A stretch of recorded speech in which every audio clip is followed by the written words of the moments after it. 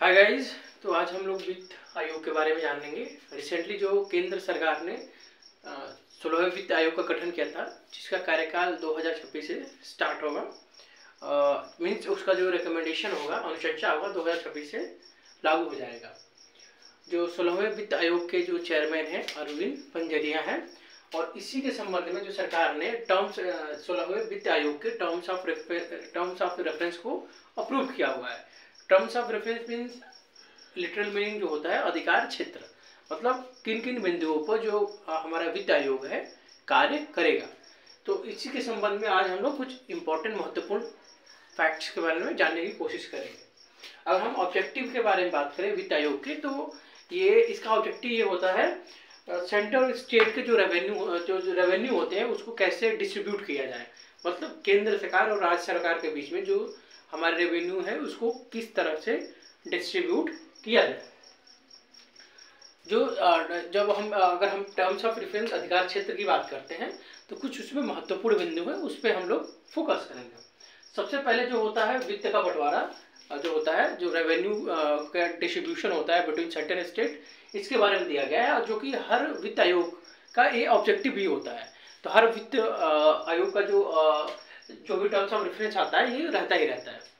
दूसरा जो होता है कि राज्य सरकार को सहायता अनुदान, ये बात करता है ग्रांटिंग एड्स को, कि केंद्र सरकार राज्यों को ग्रांटिंग एड्स देती है डिपेंडिंग ऑन द सिचुएशन, क्योंकि हर स्टेट गवर्नमेंट की अपनी अपनी समस्याएं होती हैं, अपनी अपनी ज़रूरतें होती हैं।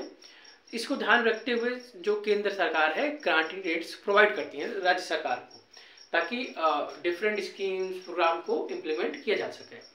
इसी के साथ जो वित्त आयोग है राज्य सरकार को जो सहायता अनुदान दी जाती है उस पर भी कार्य करेगा। तीसरा जो पॉइंट है स्थानीय निकायों को जो डिवोल्यूशन ऑफ फंड होता है उसको बढ़ाने के बारे में, कि कैसे राज्य सरकार जो है स्थानीय निकायों को फंड ज़्यादा से ज़्यादा प्रोवाइड करे, तो इसके संबंध में दिया गया है।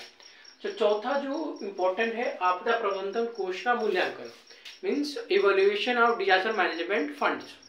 रिसेंटली हम इंडिया या ग्लोबल लेवल पे, विश्व लेवल पे बात करें तो डिजास्टर जो है मोर फ्रिक्वेंट हो गए हैं देन एवर।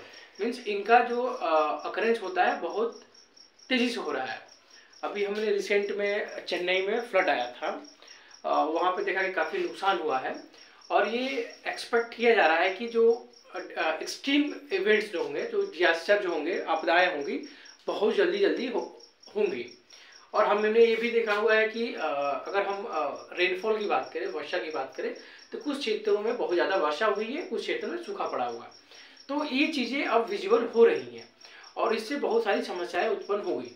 तो इसी के संबंध में, चूँकि ये एक बहुत ही महत्वपूर्ण बिंदु है, क्योंकि इसमें पूरे देश की जनता जो है अफेक्टेड होगी, इसीलिए आपदा प्रबंधन कोष का भी मूल्यांकन किया जाएगा। अगर हम फिनेंस कमीशन वित्त आयोग की बात करें तो इसका गठन अनुच्छेद 280 के तहत किया जाता है, और ये एक संवैधानिक संस्था है।